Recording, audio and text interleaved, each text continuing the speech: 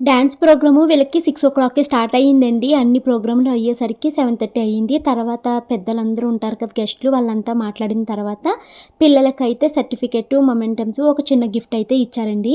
ఈ ప్రోగ్రామ్ అంతా కంప్లీట్ అయ్యేసరికి టైం 10:00 అయ్యిందండి. ఇంకా అయిన తర్వాత పిల్లలతో కొన్ని ఫోటోస్ అయితే తీసుకున్నాము. ఇందాకడ హడావిడైపోయి ఫోటోస్ అవి తీసుకోలేదనమాట.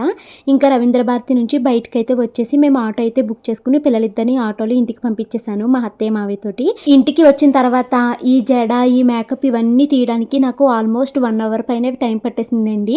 ఇంక అన్నీ అయితే తీసేసాను. ఇంకా ఈ డ్యాన్స్ ప్రోగ్రామ్‌లో పిల్లలిద్దరిని తీసిన కొన్ని ఫోటోస్ అయితే ఇక్కడ యాడ్ చేస్తున్నానండి.